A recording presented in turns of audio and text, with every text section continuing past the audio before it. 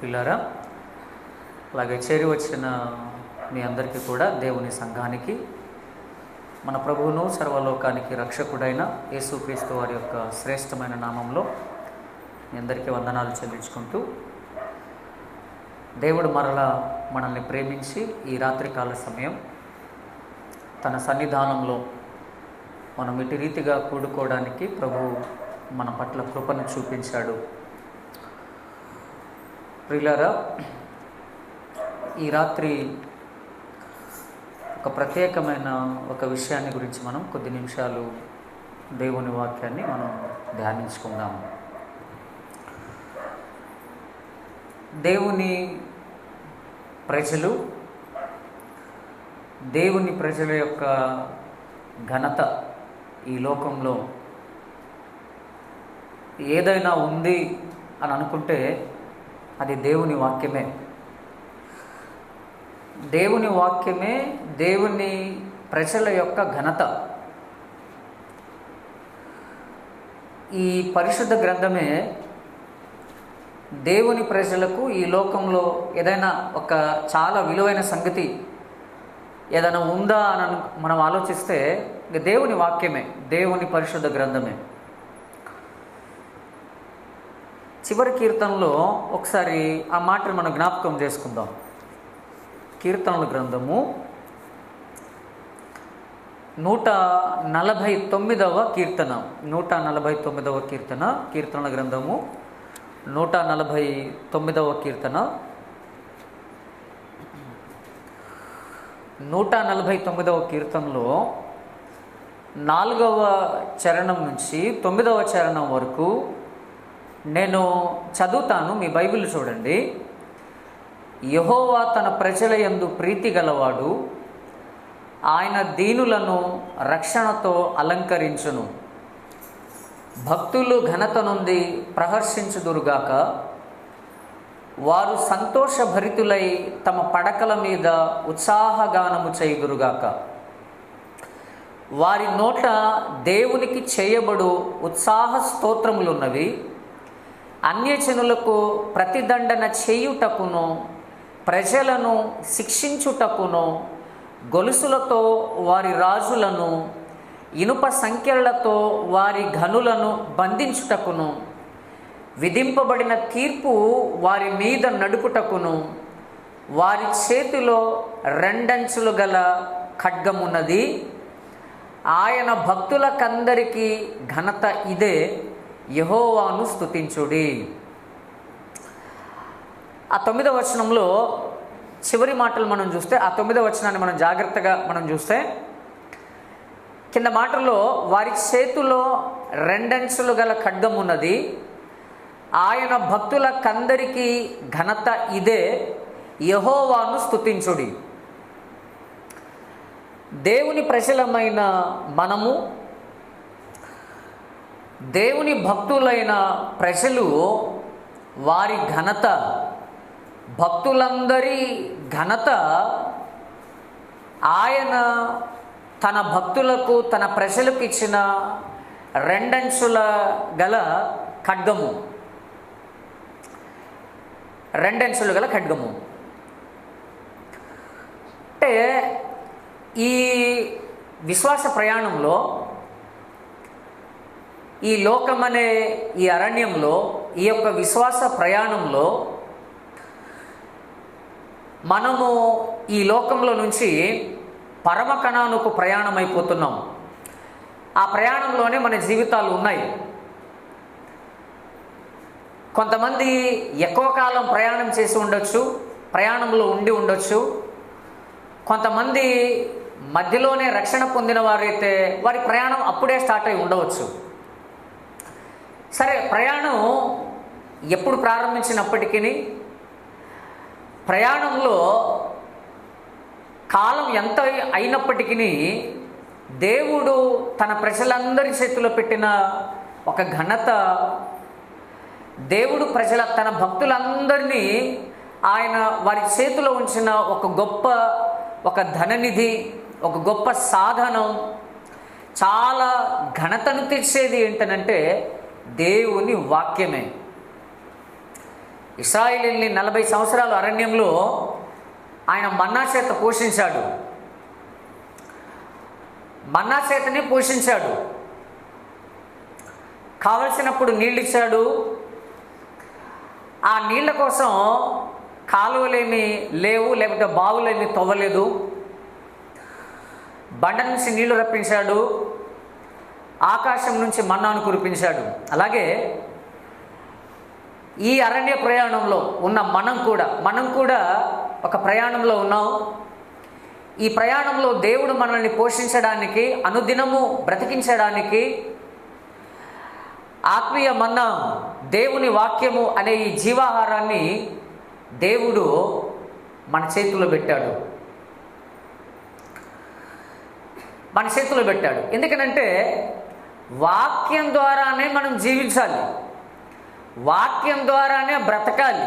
మన ఆలోచన, మన నడిపింపు, మన ప్రవర్తన, మన విధి విధానాలు, మన బోధలు, మన సిద్ధాంతాలు, లేదా మన ప్రతి విషయంలో, మన సాంఘిక జీవితం విషయంలో కావచ్చు, మన వ్యక్తిగత జీవిత విషయంలో కావచ్చు, మన విశ్వాస జీవిత విషయంలో కావచ్చు, మన అంతరంగిక జీవిత విషయంలో కావచ్చు, ఏది ఏమైనప్పటికీ దేవుని వాక్యము ఒక్కటే ఒక స్టాండర్డ్, ఒక స్కేల్ మనకు. ఇంకా ఈ స్కేలుకు మించి, ఈ ప్రమాణానికి మించి, ఈ ప్రామాణికతను మించి వేరే ఏది కూడా మన జీవితాల్ని శాసించడం కానీ, వేరే దేని వైపు కూడా మన జీవితాలు, మన ప్రయాణం వెంబడించడం కానీ అది జరగకూడదు.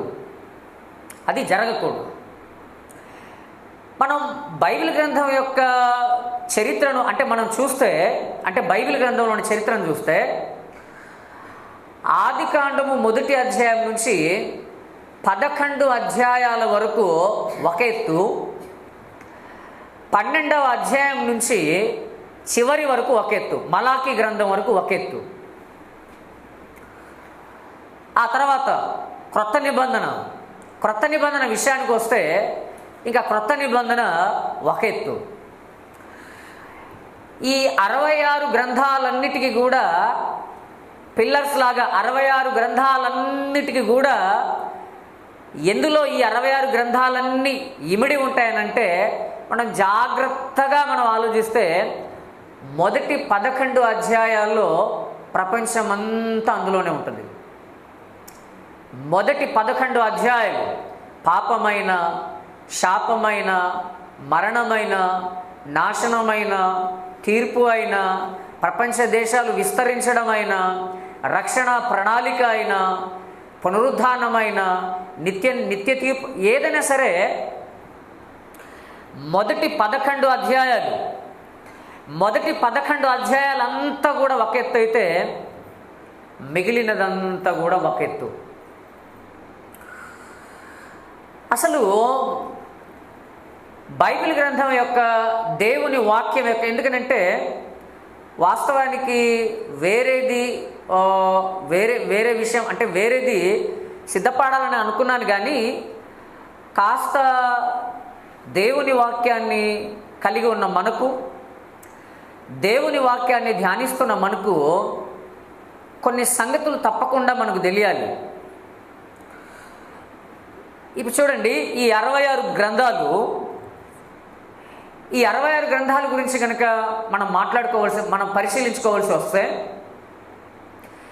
ఈ 66 గ్రంథాలు కూడా ఒక సమయంలో రాయబడినది కాదు, ఒక కాలంలో రాయబడినది కాదు, ఒక వ్యక్తి చేత రాయబడినది కాదు, ఒకే స్థలంలో రాయబడినది కాదు.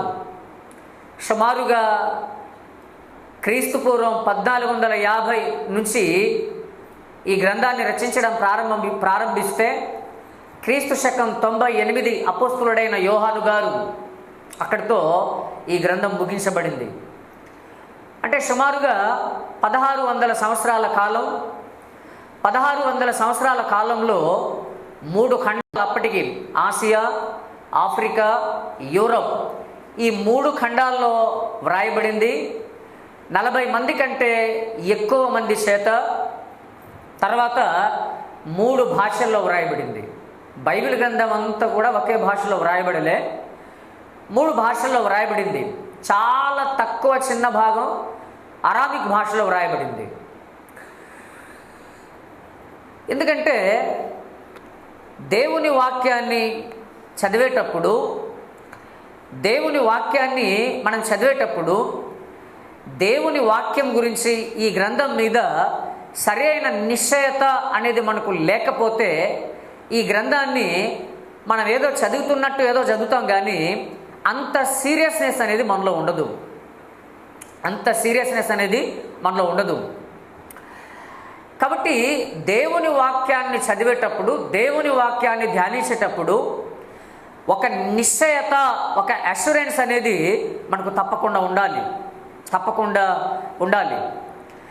దేవుని వాక్యం మాత్రమే, బైబిల్ గ్రంథం మాత్రమే, పరిశుద్ధ గ్రంథం మాత్రమే దేవుని వాక్యం అని నిజంగా, మనస్ఫూర్తిగా, హృదయపూర్వకంగా నిజంగా నమ్మగలుగుతున్నారా అనంటే తప్పకుండా ఎలాంటి సందేహం లేకుండా, ఎలాంటి సంకోచం లేకుండా, ఎలాంటి అనుమానాలు లేకుండా నేను నమ్ముతున్నాను అని మనం చెప్పగలగాలి. ఇది చాలా చిన్న సంగతే కదండి, దాంట్లో ఏముందని అనుకోవచ్చేమో, కానీ నా జీవితంలో ఒక చిన్న అనుభవం నేను చెప్తాను. నేను దేవుని వాక్యాన్ని, బైబిల్ గ్రంథాన్ని నిజంగా ఇది దేవుని వాక్యమే, నిజంగా ఇది దేవుని చేతనే ప్రేరేపించబడి దేవుడే గ్రంథకర్తగా, దేవుడే రచయితగా, ఆయనే స్వయంగా రాయించిన గ్రంథం, ఆయన మాటలు మాత్రమే ఇది అని నేను విశ్వసించడానికి నాకు దాదాపుగా 8 సంవత్సరాలు పట్టింది. 8 సంవత్సరాల ముందు నుంచి నేను చదవట్లేదా? చదువుతూనే ఉన్నాను. బాప్తిస్మం తీసుకోలేదా అనంటే బాప్తిస్మం కూడా తీసుకున్నాను, కానీ నాలో ఆ నిశ్చయత, యేసుక్రీస్తు రక్షకుడని అంగీకరించాను, ఆయనే నా పాపముల కోసం విమోచించాడని అంగీకరించాను, ఆ తర్వాత ఆయన తప్ప వేరే నాకు శరణు లేదు అనే సంగతి కూడా నా గ్రహింపుకు వచ్చాయి. కానీ దేవుని వాక్యాన్ని చదివేటప్పుడు అనేక రకాల సందేహాలు, ఈ సందేహాల మధ్య ఇది నమ్మాలంటారా, ఇది అలాగే జరిగిందంటారా, ఇది సరి అయినదే అంటారా అని చెప్పేసి రకరకాలుగా చాలా డిస్టర్బెన్స్. అప్పుడు నేను తర్వాత బాప్తిస్మం తీసుకోకముందు చాలా సందేహాలు ఉండేవి. బాప్తిస్మం తీసుకొని మారు మనసు పొంది రక్షించబడిన తర్వాత కూడా ఇంకా నాలో ఏమేమైతే ఏమున్నాయో వాటన్నిటిని క్లారిటీ చేసుకొని నేను నమ్ముతున్న ఈ గ్రంథం ఇది మాత్రమే సరి అయినది అనేది నిర్ధారణ నాకు కావడానికి, నా హృదయంలో, నా మనస్సాక్షి, నా అంతరంగం ఆ నిశ్చయత అనేది రావడానికి నాకు చాలా టైమే పట్టింది. నాకు మాత్రం చాలా టైమే పట్టింది. కాబట్టి ప్రియులారా, ఇది మనం గుడ్డిగా విశ్వసించే గ్రంథం కాదు, లేకపోతే ఇదేదో రాయబడింది కాబట్టి అందులో నమ్మాలి కాబట్టి, మనం క్రైస్తవులం కాబట్టి ఇందులో నమ్మకపోతే మనం ఏదైనా అవిశ్వాసులమేమో అని అనుకుంటారు కాబట్టి మనం అలా ఉండవలసిన అక్కర్లేదు. ఎందుకంటే దేవుని వాక్యము ఆదికాండం 1వ అధ్యాయం 1వ వచనం నుంచి ప్రకటనా గ్రంథం చివరి అధ్యాయం చివరి వచనం వరకు అది కేవలము సత్యము, కేవలము సత్యము, కేవలము సత్యము.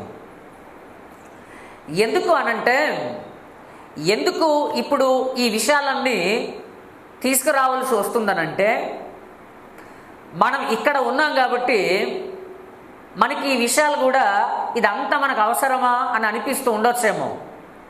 కానీ ఒక్కసారి కనుక మనం సమాజాన్ని చూస్తే, ఒక్కసారి కనుక మనం దేవుని వాక్యం మీద జరుగుతున్న ఆ విమర్శ, ఆ యొక్క దాడి, ఆ యొక్క అపార్థాలు, ఆ యొక్క హేళనలు, ఆ యొక్క అపహాస్యం గనుక నిజంగా చూస్తే నిజంగా అప్పుడు అర్థమవుతుంది మనం ఎంత సీరియస్గా దేవుని వాక్యాన్ని ధ్యానించాలో, ఎంత సీరియస్గా దీన్ని మనం చదవాలో అనేది, ఆ సీరియస్నెస్ అనేది మనలోకి వస్తుంది. అసలు దేవుని వాక్యం, ఈ మనం పట్టుకున్న ఈ బైబిల్ గ్రంథము నిజంగా దేవుడే దీన్ని వ్రాయించాడు అనడానికి నిజంగా ఆధారం ఏమైనా ఉందా అనంటే తప్పకుండా ఆధారము, చాలా స్పష్టమైన ఆధారము ఉంది. ఒకవేళ ఇదే ప్రశ్న నేను గనక మిమ్మల్ని వేస్తే, ఇదే ప్రశ్న బయట ఒకవేళ మనం ఎవరితోనైనా వాక్యాన్ని పంచుకుంటున్నప్పుడు ఎవరైనా మనల్ని ప్రశ్నించగలిగితే మనం సమాధానం చెప్పగలమా? సమాధానం మన దగ్గర ఉందంటారా?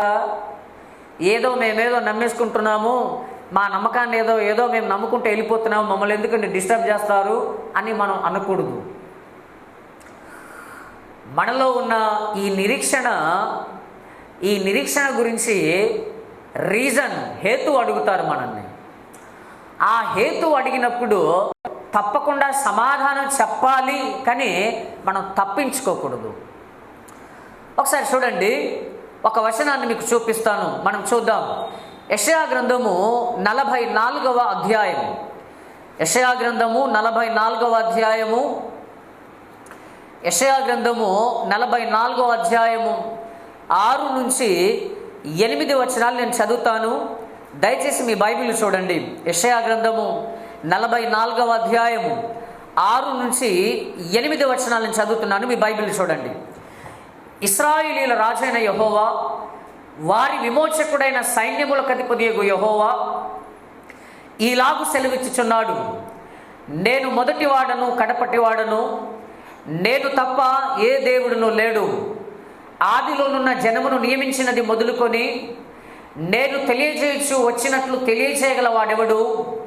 అట్టివాడెక్కడైనా ఉండిన ఎడల నాకు తెలియజెప్పవలెను, ఆ సంగతి నాకు ప్రచురింపవలెను. అట్టివారు భవిష్యత్ విషయములను, రాబో సంగతులను తెలియచెప్పువారై ఉండవలెను. మీరు వెరవకుడి, భయపడకుడి. పూర్వకాలం నుండి నేను నీకు ఆ సంగతి వివరించి తెలియచేయలేదా? మీరే నాకు సాక్షులు. నేను తప్ప వేరొక దేవుడున్నాడా? నేను తప్ప ఆశ్రయదుర్గం ఏదియు లేదు, ఉన్నట్టు నేను ఎరుగను అని చెప్పాడు. ఇక్కడ 7వ వచనం చాలా ప్రాముఖ్యమైన వచనం.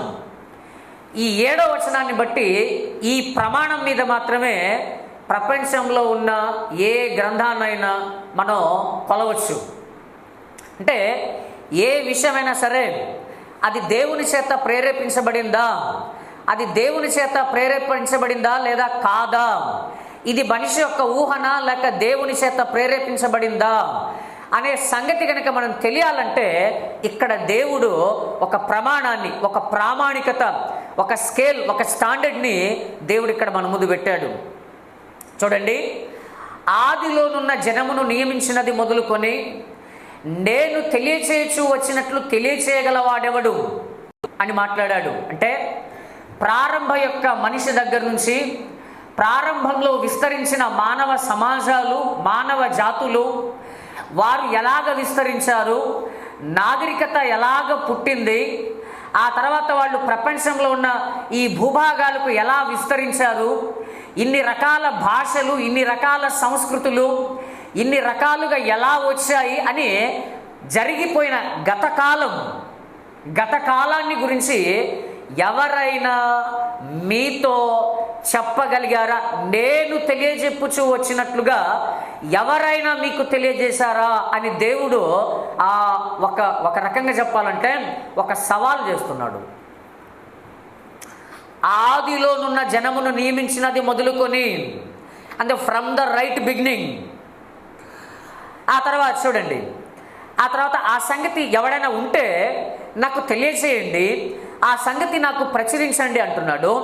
అట్టివారు ఇంకేం చేయాలి? భవిష్యత్తు విషయములను, రాబో సంగతులను తెలియజెప్పువారై ఉండాలి అని చెప్పాడు. అంటే చూడండి, గతకాలపు చరిత్ర ప్రారంభం నుంచి ఆ చరిత్ర చెప్పేవాడై ఉండాలి. తర్వాత రాబోయే సంగతులు, అంటే తర్వాత ఏం జరగబోతుంది, గతంలో ఏం జరిగింది, తర్వాత ఏం జరగబోతుంది అనేది కూడా చెప్పేవాడై ఉండాలి. ఆ తర్వాత వర్తమానమును గురించిన, అంటే ప్రజెంట్ వర్తమానమును గురించిన అనేకమైన సంగతులు బైబిల్ గ్రంథంలో మనం ఎన్నో చూస్తాం. అంటే దేవుని వాక్యము చాలా స్పష్టంగా గతాన్ని గురించి మాట్లాడుతుంది, వర్తమానాన్ని గురించి మాట్లాడుతుంది, భవిష్యత్ సంగతులను గురించి కూడా మాట్లాడుతుంది. అంటే ఒకవేళ మనిషి గతాన్ని గురించి కొన్ని చెప్పవచ్చు, ఎందుకంటే చరిత్రను బట్టో, దొరికిన శాసనాలను బట్టో, దొరికిన నాణ్యాలను బట్టో, దొరికిన గ్రంథాలను బట్టో, లేకపోతే ఆనాటి సంస్కృతులను బట్టలో, ఆ సాంప్రదాయాన్ని బట్టో గత విషయాలను మనిషి కొన్ని చెప్పవచ్చు.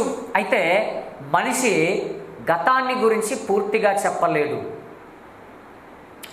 ఏ చరిత్రకారుడైనా, ఏ శాస్త్రవేత్త అయినా, ఏ చరిత్రకారుడైనా గతంలో మానవ జనాభా ఎలా విస్తరించింది, ఇన్ని దేశాలుగా ఎలా వచ్చాయి, అసలు ఆ దేశాలకు మూల పురుషులు ఎవరు అనేది ఎవరికి కూడా తెలియదు. ఇంకా భవిష్యత్తును గురించి సంగతులు అంటారా, రేపేమి సంభవిస్తుందో నీకు తెలియదు అని చెప్పాడు. రేపటిదాకా ఏం కర్మ, గంట తర్వాత ఏం జరుగుతుందో మనిషికి తెలియదు. కాబట్టి రాబోయే సంగతి ఎవరికి తెలియాలి? దేవుడు మాత్రమే చెప్పాలి. ఎందుకనంటే కాలాన్ని సృష్టించిన వాడు, కాలానికి అతీతుడైన వాడు, కాలము బయట ఉన్నవాడు, ఆయన సార్వభౌముడైన దేవుడు. ఆయన మాత్రమే కాలాన్ని గురించి మాట్లాడగలడు. కాలానికి బయట ఉన్నవాడు మాత్రమే కాలం గురించి మాట్లాడగలడు. కాలాన్ని స్వాధీనపరుచుకునేవాడు, కాలాన్ని తన స్వాధీనంలో ఉంచుకున్నవాడు మాత్రమే కాలం గురించిన సంగతులు మాట్లాడగలడు. కాబట్టి భవిష్యత్తు అనేది దేవుడు మాత్రమే మాట్లాడుతాడు. కాబట్టి దేవుని ప్రేరేపణ చేత దేవుడే ఇది రాయించాడనంటే తప్పకుండా ఇందులో 3 కాలాలను గురించిన సంగతులు ఉండాలి. ఇందులో అది దేవుని వాక్యంలో మాత్రమే మనం చూడగలం.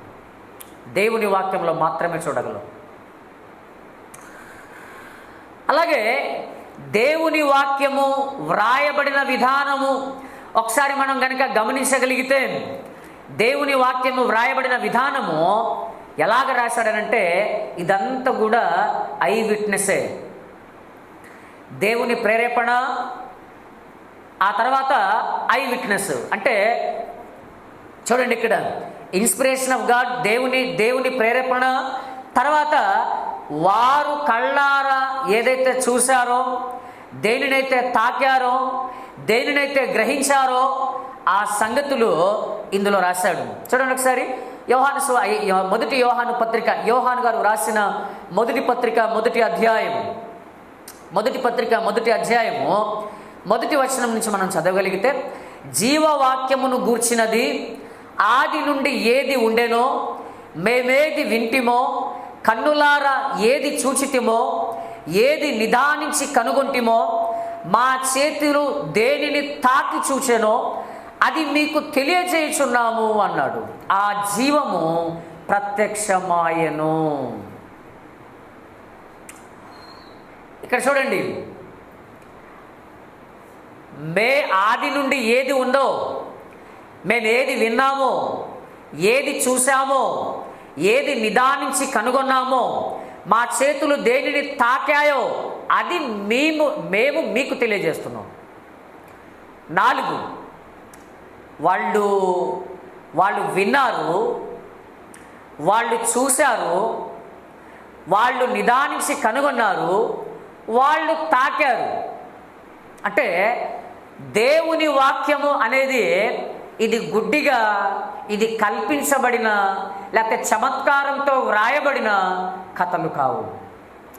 వాస్తవ చరిత్ర, దేవుడు మానవ చరిత్రలో ఎలాగ జోక్యం చేసుకున్నాడు అనే విషయాన్ని బైబిల్ గ్రంథం చాలా స్పష్టంగా తేటతెల్లం చేస్తుంది. అలాగే 2వ పేతురు పత్రిక, పేతురు గారు రాసిన 2వ పత్రిక మొదటి అధ్యాయం, పేతురు గారు రాసిన 2వ పత్రిక మొదటి అధ్యాయం 20-21 వచనాలు. ఒకడు తన ఊహను బట్టి చెప్పుట వలన లేఖనములో ఏ ప్రవచనమును పుట్టదని మొదట గ్రహించుకొనవలెను. ఏలైనగా ప్రవచనము ఎప్పుడును మనుష్యుని ఇచ్చను బట్టి కలగలేదు గాని మనుషులు పరిశుద్ధాత్మ వలన ప్రేరేపింపబడిన వారై దేవుని మూలముగా పలికిరి. అంటే లేఖనాల్లో ప్రవచనం ఉంది. ఈ ప్రవచనం అనేది మనుషుని యొక్క ఇచ్చను బట్టి, కోరికను బట్టి, ఊహను బట్టి, దేవుని వాక్యము బైబిల్ గ్రంథంలో ఏ వచనం కూడా మనిషి ఆలోచనను బట్టి, మనిషి యొక్క ఊహను బట్టి, మనిషి యొక్క తలంపులను బట్టి వాక్యం అనేది వ్రాయబడలేదు. వాక్యం అనేది వ్రాయబడలేదు. దేవుడే దేవుడే ఇక్కడ దేవుడు అదే తన ఊహను బట్టి చెప్పుట వలన ఏలైనగా ప్రవచనము మనిషిని ఇచ్చను బట్టి కలగలేదు కానీ మనుషులు పరిశుద్ధాత్మ వలన ప్రేరేపించబడిన వారి దేవుని మూలముగా పలికిరి. అంటే ఇక్కడ అర్థం ఏంటనంటే దేవుడు తన ఊపిరిని ఊదాడు అన్నట్టుగా. ఒరిజినల్లో గాడ్ బ్రీత్డ్ అవుట్ అంటే దేవుడు తన శ్వాస, తన ఊపిరిని, అంటే దేవుని వాక్యము అంత ఖచ్చితమైనది, అంత ఖచ్చితమైనది. అంటే దీన్ని బట్టి మనకి ఏమర్థం అవుతుంది? ఊహల్లో నుంచి పుట్టేవి కూడా చాలా ఉంటాయి, ప్రవచనాలుగా చెప్పబడేవి ఊహల్లో నుంచి పుట్టేవి కూడా చాలా ఉంటాయి. కానీ దేవుని వాక్యము, లేఖనాలు ఊహల్లో నుంచి పుట్టినవి కావు, దేవుని మూలంగా పుట్టినవి, దేవుని మూలంగా లిఖించబడినవి.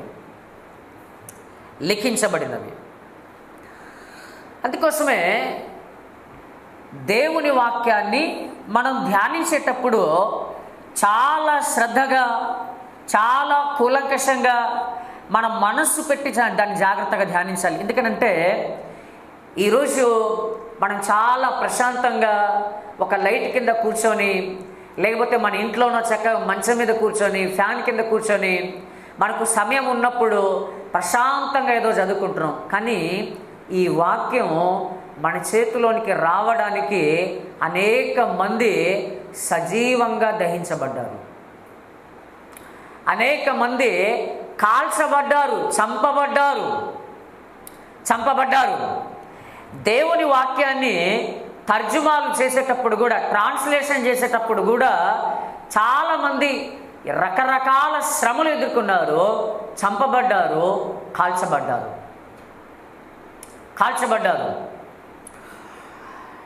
విలియం టిండెల్, ఒకవేళ బహుశా ఈ పేరు వినే ఉంటారేమో. విలియం టిండెల్ గారు ఆయన బైబిల్ని తర్జుమా చేసినందుకు ఆయన్ని పట్టుకున్నారు. ఎందుకు తర్జుమా చేస్తున్నావు? బైబిల్ని తర్జుమా చేస్తున్నందుకు ఆయన్ని 1536లో ఒక కొయ్యకు కట్టేసి ఆయన మీద మామూలుగా మామూలుగా కట్టెల మీద ఆ కొయ్య మీద కట్టేసి సజీవంగానే ఆయన్ని తగలబెట్టేశారు. ఆ తర్వాత జాన్ విక్లిఫ్ గారి చరిత్రను కూడా మనం చూసినా, ఈయన కూడా బైబిల్ని తర్జుమా చేశాడు. చాలా రకాల హింసలు పెట్టారు, శ్రమలన్నిటిని ఎదుర్కొన్నాడు. సహజంగానే ఈయన చనిపోయాడు. చనిపోయిన తర్వాత కూడా ఆ కోపం ఇంకా చల్లారలే వాళ్లకు. ఆయన చనిపోయిన 40 సంవత్సరాల తర్వాత కూడా ఆయన ఎక్కడైతే పాతి పెట్టారో ఆయన్ని, అక్కడ త్రవ్వి ఆ ఎముకల్ని తీసి ఆ ఎముకల్ని తగలబెట్టి మరలా ఆ బూడిద అంతటిని కూడా నదిలో పారవేశారు. ఇది జాన్ విక్లిఫ్ గారి గురించి. అలాగే క్రైస్తవ సంఘం సుమారుగా 240 సంవత్సరాలు, అంటే రోమా చరిత్రలో సంఘం అప్పుడే పుట్టింది, అప్పుడే విస్తరిస్తుంది. సంఘం అప్పుడే విస్తరిస్తున్నప్పుడు భయంకరమైన శ్రమలు, మనం అపోస్తుల కార్యముల గ్రంథంలో చదివితే శ్రమలు స్టార్ట్ అయినాయి సంఘానికి, ప్రారంభ సంఘానికి. అప్పుడు చాలామంది చెదిరిపోయారు. అలాగా రోమా పరిపాలన కాలంలో ఈ సంఘమంతా కూడా భయంకరమైన చిత్రహింసలకు గురి చేయబడుతున్న ఆ సమయంలో సుమారుగా 15 మందికి పైగా రోమా చక్రవర్తులు 240 సంవత్సరాల కాలం పాటు చిత్రహింసలు గురి చేసినప్పుడు చివరిగా కాన్స్టాంటైన్ చక్రవర్తి రోమా సామ్రాజ్యానికి రాజుగా చక్రవర్తిగా ఆయన వచ్చినప్పుడు ఆయన క్రైస్తవుడుగా మారిన తర్వాత అప్పటికే లేఖనాలన్నిటిని తగలబెట్టేశారు. అంతకుముందు వచ్చిన రాజులందరూ కూడా, చక్రవర్తులందరూ కూడా, ఒక డయోక్లిషియస్ కానీ, ఒక మార్కస్ అరీలియస్ కానీ, నీరో కానీ, కాలిగ్యులా కానీ, ఇలాగా రోమన్ చరిత్రను మనం చదివితే మొత్తాన్ని తగలబెట్టేశారు.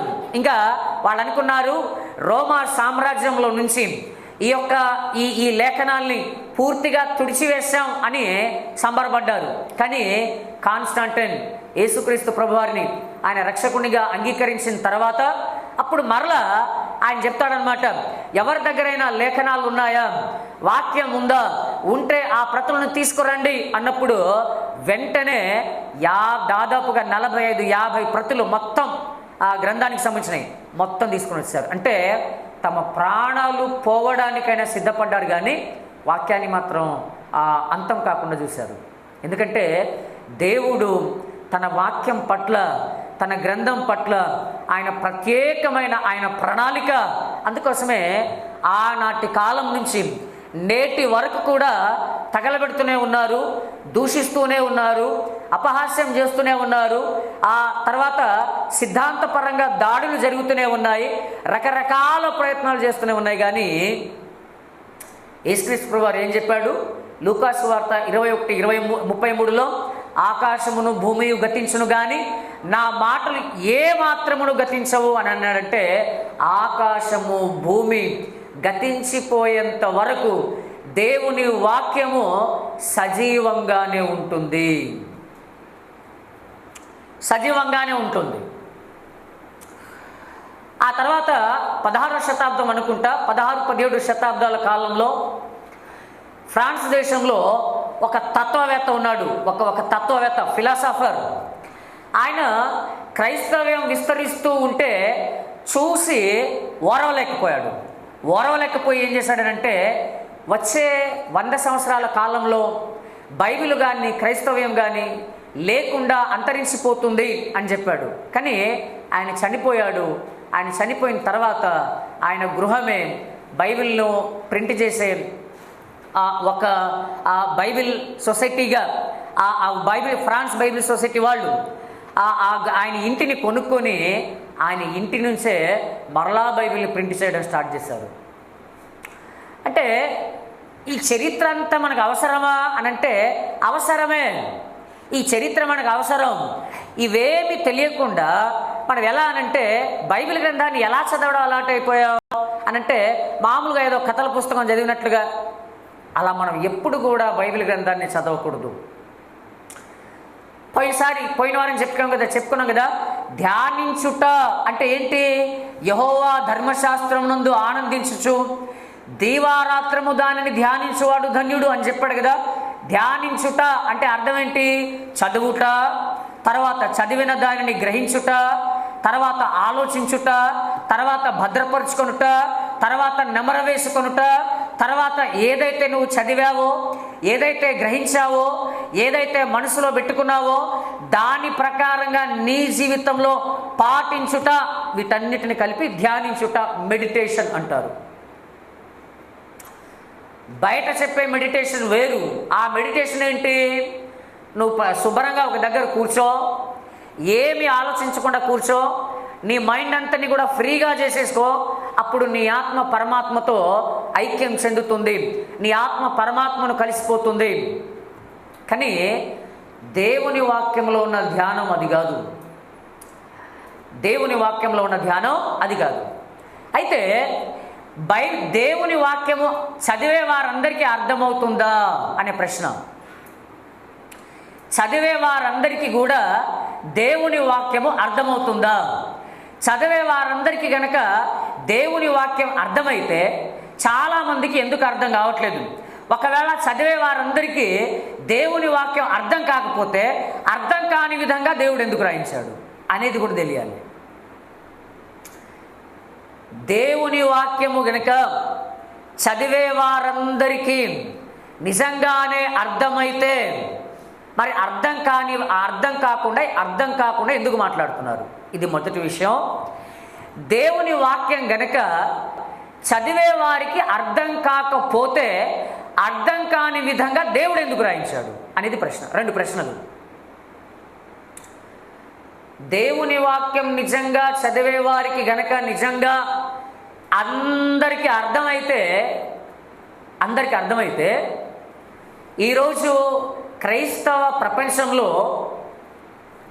ఇన్ని రకాల గలిబిలి, గందరగోళం, గజిబిజిలు ఉండవు. కొంతమంది ఏమో కృపావరాలు సంఘము ఎత్తబడేంత వరకు ఉంటాయని చెప్తారు. లేదు, కొంతమంది కృపావరాలు ఏంటంటే మొదటి శతాబ్దంలోనే ఆగిపోయినాయి. ఇంకా భాషలు లేవు, స్వస్థత వరాలు లేవు, ప్రవచనం లేదు, వివేచించడం లేదు, దర్శనాలు ఏమి లేదు, అది అక్కడితో ఆగిపోయిందని కొంతమంది అంటే, కొంతమంది లేదు సంఘం ఎత్తబడేంత వరకు కూడా ఉంటాయని కొంతమంది. ఆయన చదివేది ఇదే బైబిల్, ఈయన చదివేది ఇదే బైబిల్, ఇద్దరు చదివేది ఇదే బైబిల్. బయట వాళ్ళు ఇదే కదా మనల్ని ప్రశ్నించేది, ఏంటయ్యా బైబిల్ ఒకటే కదా, ఆయనకి నీకు బైబిల్, నీకు బైబిల్. మరి అదేంటి మీలో ఒకళ్ళేమో ఆర్సీఎం అంటారు, ఒకళ్ళేమో సిఎస్ఐ అంటారు, ఇంకోళ్ళు బ్యాప్టిస్ట్ అంటారు, ఇంకోళ్ళు పెంతెకోస్తు అంటారు, ఇంకోళ్ళు మెథడిస్ట్ అంటారు, ఇంకోళ్ళేమో ఇలాగా చర్చ్ ఆఫ్ క్రైస్ట్ అంటారు, ఇంకోళ్ళేమో రకరకాలుగా ఇలా అయిపోయినాయి కదా. వాళ్ళు కూడా ఏంటి చాలా గందరగోళం గజ, ఇదేంట్రా బాబు ఒకటే బైబిల్ అంటారు, ఒకటే యేసుప్రభు అంటారు, కానీ ఇన్ని రకాలుగా ఏంటి అన్నట్టుగా. అలాగే నిజంగా దేవుని వాక్యం అందరికీ నిజంగానే అర్థమవుతే కొంతమంది త్రిత్వాన్ని నమ్ముతారు, కొంతమంది త్రిత్వాన్ని నమ్మరు. బైబిల్ గ్రంథంలో ఉన్న దేవుడు ఒకే దేవుడు కానీ ఆయన ముగ్గురుగా ఆయన 3 వ్యక్తిత్వాల్లో ఉన్నాడు. సారం ఒక్కటే కానీ 3 వ్యక్తిత్వాల్లో ఉన్నాడు ఆయన. కాబట్టి ఏకదేవుడు 3 విధాలుగా ఉన్నాడు.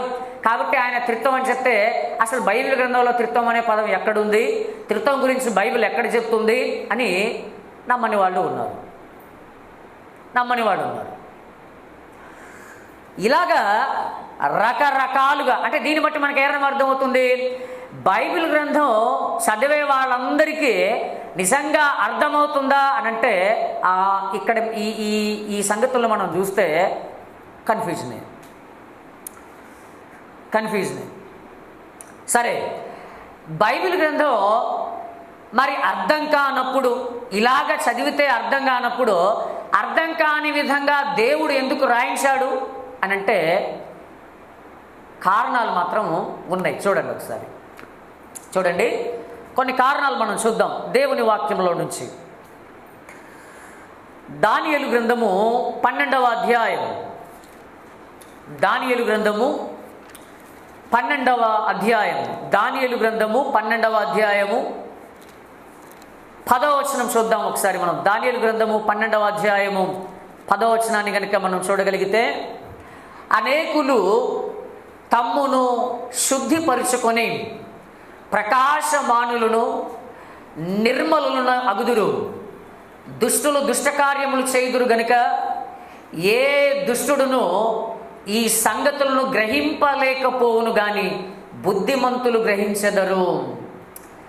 మొదటిదిగా దేవుని వాక్యము ఎవరికి అర్థం కాదు అనంటే, దేవుడు ఒకవైపు మాట్లాడుతూ ఉన్నా దేవుని యొక్క అభిప్రాయాలు, దేవుని యొక్క ఆలోచనలను దాన్ని స్వీకరించకుండా దేవునిని ఉద్దేశపూర్వకంగానే వాక్యాన్ని త్రోసేవాళ్ళు, వాళ్ళు గ్రహించలేరు.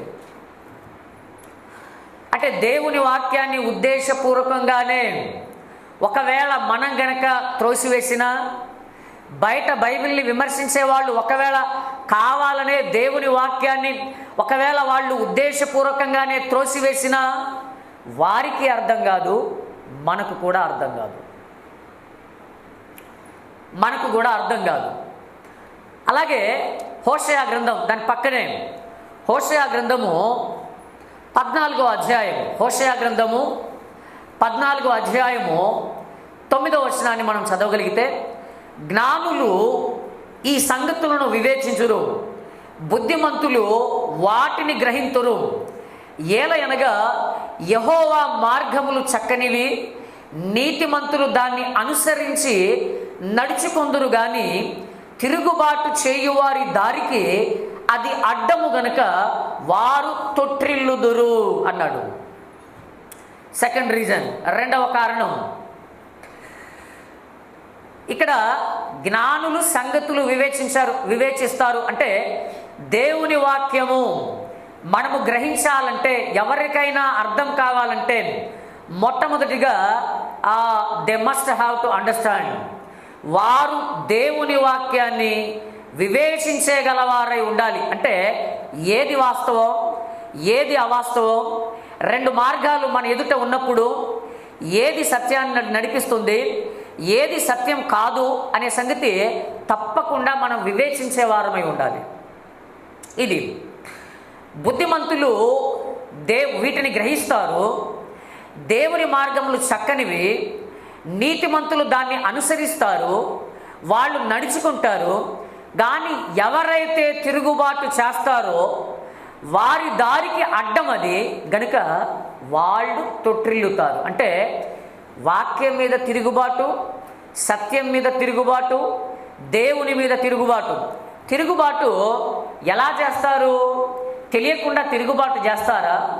అమాయకత్వంలో ఉండి తిరుగుబాటు చేస్తారా? లేదా ఒక ప్రత్యేకమైన ఉద్దేశం కలిగి తిరుగుబాటు చేస్తారా అని అంటే ఒక ప్రత్యేకమైన ఉద్దేశము, ప్రణాళిక కలిగే తిరుగుబాటు చేస్తారు. కాబట్టి తిరుగుబాటు చేసేవారి దారికి దేవుని వాక్యం అడ్డం. ఇప్పుడు దేవుని వాక్యం లేకుండా ఏంటి? ఏదైనా చేసేయవచ్చు. కాబట్టి ఇప్పుడు వాడి మనసు ఏంటి?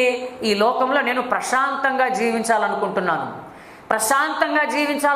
కాబట్టి నాకు రూల్స్ రెగ్యులేషన్స్ ఉండకూడదు, నేను వ్యభిచారం చేయొద్దు, త్రాగొద్దు, తిరగొద్దు, ఈ రూల్స్ అన్నీ నాకు అడ్డం వచ్చింది అనుకోండి, నా ప్రశాంతతకు భంగం కలుగుతుంది. కాబట్టి ఏం చేయాలి? వీటిని తొలగించేసుకోవాలి. కాబట్టి ఇప్పుడు ఏం చేయాలి అంటే అది నాకు అవసరం లేదు, దాంతో నాకు పని లేదు, దాంతో నాకు సంబంధం లేదు అని జస్ట్ దీన్ని పక్కన పెట్టేసామనుకోండి, అప్పుడు అర్థం కాదు. అసలు కొంతమంది సద్విమర్శ చేసేవాళ్ళు ఉంటారు. వాళ్ళకి పాపం నిజంగా సత్యాన్ని అన్వేషణ చేస్తూ ఉంటారు, సత్యాన్ని అన్వేషణ చేస్తూ వాక్యాన్ని చదువుతారు. వాళ్లకు దేవుడు తప్పకుండా మనోనేత్రాలు వెలిగిస్తాడు. అలాంటి వారే ప్రపంచ చరిత్రలో మనకు చాలామంది కనిపిస్తారు. ప్రపంచ చరిత్రలో చాలామంది మనకు కనిపిస్తారు. చాలామంది నాస్తికులు, ఆ తర్వాత మంచి సువార్థికులుగా, మంచి సేవకులుగా, మంచి స్కాలర్స్గా బైబిల్లో ఉన్నవాళ్ళు ఉన్నారు. విలియం రామ్సే అని చెప్పేసి ఒక చాలా ప్రఖ్యాతిగాంచిన ఆర్కియాలజిస్ట్, ఆయన పురావస్తు శాస్త్రవేత్త. మొట్టమొదటిగా ఆయన బైబిల్ని చాలా విమర్శనాత్మకంగా అసలు ఇదంతా కూడా అసలు ఇందులో ఏది కూడా నమ్మదగింది కాదని చెప్పేసి ఆయన యెరూషలేమునికి వచ్చి బైబిల్లో చెప్పబడిన ప్రదేశాలన్నిటిని కూడా ఆయన మొత్తాన్ని ఆయన ఎక్స్కవేట్ అంటే వాటిని ఆయన త్రవ్వుతూ వాటన్నిటిని ఆయన చూస్తున్నప్పుడు బైబిల్లో ఏదైతే వ్రాయబడిందో తూచా తప్పకుండా ఆ పురావస్తు శాఖ ఆ సైట్స్ అంతా కూడా అందులో అన్ని ఆధారాలు దొరుకుతున్నప్పుడు ఆయన విశ్వసించాడు, అంగీకరించేశాడు. ఆ తర్వాత ఆయన పుస్తకాలు కూడా చాలా రాశాడు. ఇలాగ చాలామంది ఉన్నారు.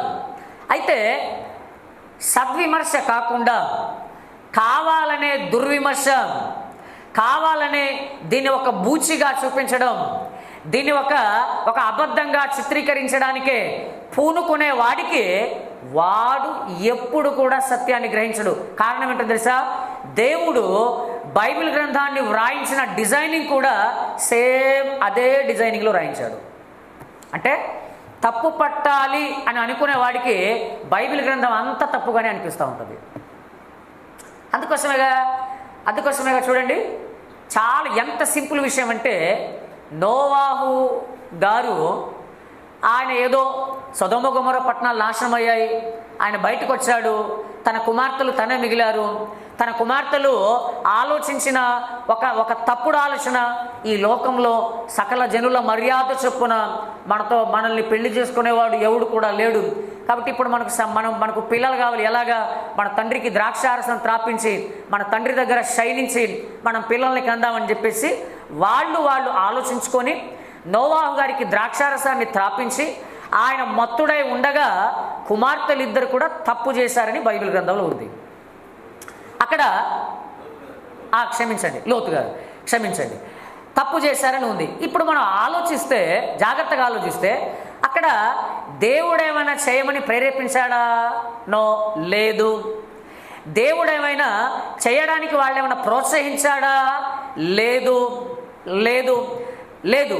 అక్కడ వాళ్ళ స్వంత నిర్ణయం, వాళ్ళ సొంత నిర్ణయం అది. మరి అక్కడ చాలా స్పష్టంగా కనబడుతుంది. అక్కడ దేవుడు ఏమైనా తప్పు చేశాడా? లేదు. దేవుడు ఏమైనా ఆ తప్పును తర్వాత సమర్థించాడా? లేదు. దేవుడు ఏమైనా ఆ తప్పు చేయడానికి ప్రేరేపించాడా? లేదు. అక్కడ చాలా స్పష్టంగా జరిగిన చరిత్ర గురించి అక్కడ గ్రంథం మాట్లాడుతుంటే దాన్ని మసిపూసి మారడికాయ ఎలాగ బూచిగా చూపిస్తున్నారంటే, అదిగో బైబిల్ గ్రంథంలో బూతులు పుస్తకం. ఇలాగ వాక్యాన్ని చదివేవాడికి వాడు చచ్చిపోయేంత వరకు కూడా వాడికి అర్థం కాదు. ఎందుకో తెలుసా? బైబిల్ గ్రంథాన్ని దేవుడు వ్రాయించింది అదే ఫ్రేమ్లో రాయించాడు, అదే ఫ్రేమ్లో. అంటే నిజంగా వివేచన లేకుండా వాక్యాన్ని చదివితే అంత కూడా గజిబిజి గందరగోళంగా ఉంటుంది. బండి మీద నిబంధన మందసాన్ని తీసుకుని వెళ్తున్నారు. ఆ ఎడ్లకు కాలు జారింది, బండి కాస్త పక్కకు ఒరిగింది. ఉజ్జా ఏం చేశాడు? నిబంధన మందసం పడిపోతుందేమో అని చెప్పేసి నిబంధన మందసాన్ని పట్టుకున్నాడు, చచ్చిపోయాడు. ఇక్కడ ఏమైనా తప్పు ఉందా? మానవ రీతిగా మనం ఆలోచిస్తే తప్పేముందండి? అక్కడ తప్పేమి లేదు.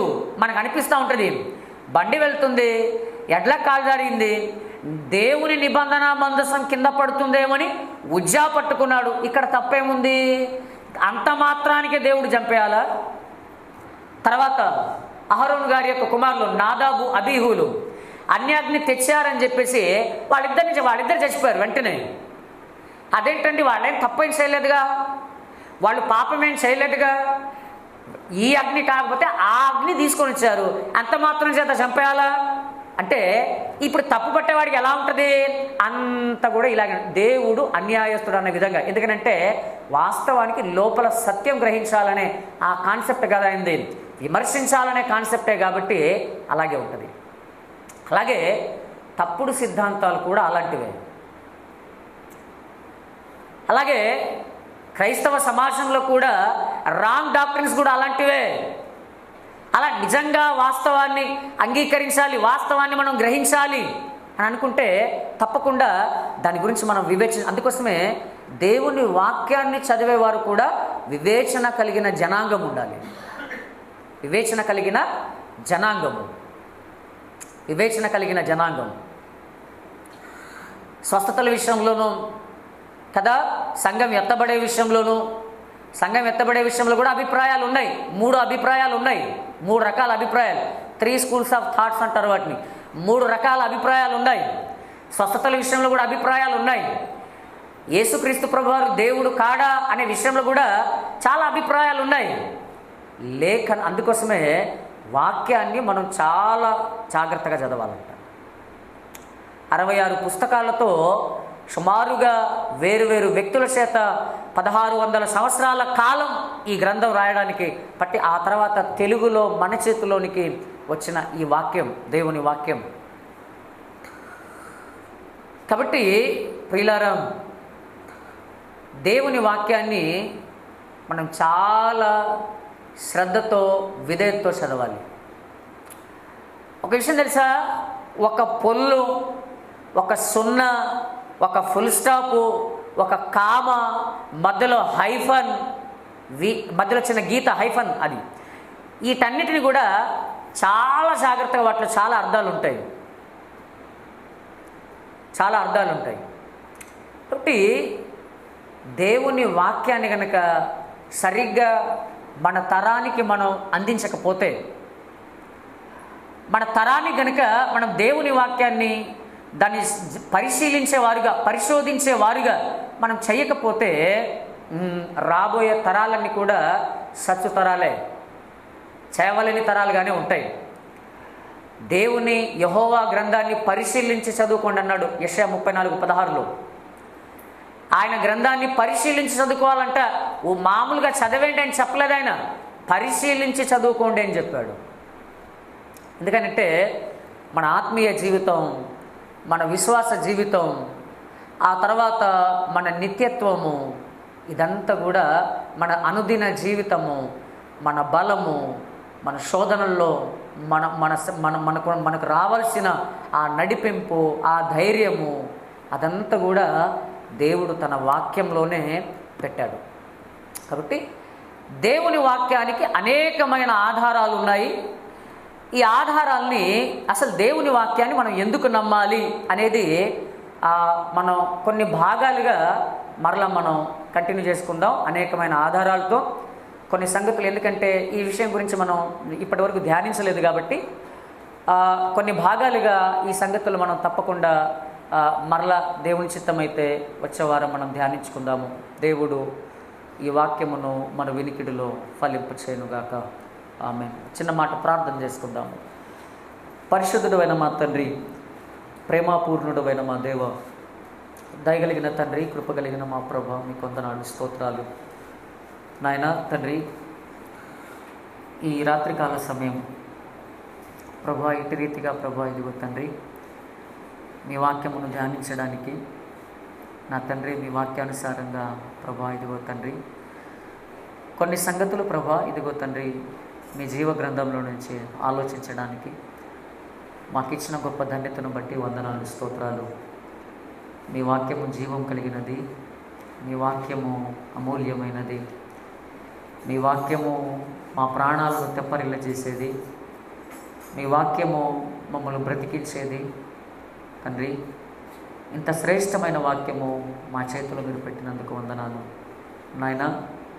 నిజంగా మేము వివేచన కలిగి ధ్యానిస్తున్నామో లేదో, నిజంగా నా తండ్రి మేము తీవ్రత కలిగి చదువుతున్నామో లేదో తండ్రి, మమ్మల్ని మేము పరిశీలన చేసుకోవడానికి నాయన ఇదిగో తండ్రి మాకు ఇచ్చిన గొప్ప భాగ్యమును బట్టి వందనాలు, స్తోత్రాలు చెల్లించుకుంటున్నాం ప్రభా. ఈ మాటలు మా అందరి హృదయాల్లో నాటబడి నూరంతలుగా ఫలించులాగున మీ సహాయమును పంపించమని తండ్రి మిమ్మల్ని బ్రతిమలాడుకుంటున్నాం నాయన తండ్రి. ఈ రాత్రికాలం చేరువచ్చిన మీ బిడ్డలందరినీ బట్టి పేరు పేరున వందనాలు, స్తుతులు, స్తోత్రాలు. మీ బిడ్డల పట్ల మీ కృప, మీ కాపుదల అనుగ్రహించండి తండ్రి. సంఘ బిడ్డలందరినీ కూడా కృపతో జ్ఞాపకం చేసుకోండి తండ్రి. రాలేకపోయిన బిడ్డలను కూడా జ్ఞాపకం చేసుకోండి తండ్రి. నాయనా ప్రభా, మీ బిడ్డలు మరలా తిరిగి వారి వారి గృహాలకు వెళ్తుండగా వారి ప్రయాణంలో తోడు వినండి, సురక్షితంగా క్షేమంగా నడిపించండి. మరి ఒక మారి చిత్తమైతే మరలా నా తండ్రి శుక్రవారం సాయంకాలం జరగబోయే ప్రార్థన కూడికలో మీరు మాకు తోడుగా ఉండి నడిపించమని నా తండ్రి ఇదిగో ప్రభా, ఇంతవరకు మీరు చేసిన సహాయాన్ని బట్టి మరొకసారి మీకు వందనాలు, కృతజ్ఞతాస్తుతులు, స్తోత్రాలు సమర్పించుకుంటూ యేసుక్రీస్తు ప్రభువారి శ్రేష్టమైన నామంలో ఈ ప్రార్థన మనవులు అడిగి వేడుకుంటున్నాను తండ్రి. ఆమేన్. మన తండ్రి అయిన దేవుని ప్రేమ, కుమారుడైన యేసుక్రీస్తు ప్రభువారి కృప, ఆదరణకర్త అయిన పరిశుద్ధాత్మ దేవుని యొక్క అన్యోన్య సహవాసము ఇప్పుడును ఎల్లప్పుడూ సర్వలోకంలో ఉన్న సకల పరిశుద్ధులందరికీ, సార్వత్రిక సంఘం అంతటితో పాటు మనందరితో పాటు సదాకాలం తోడుగా ఉండి నడిపించునుగాక. ఆమేన్.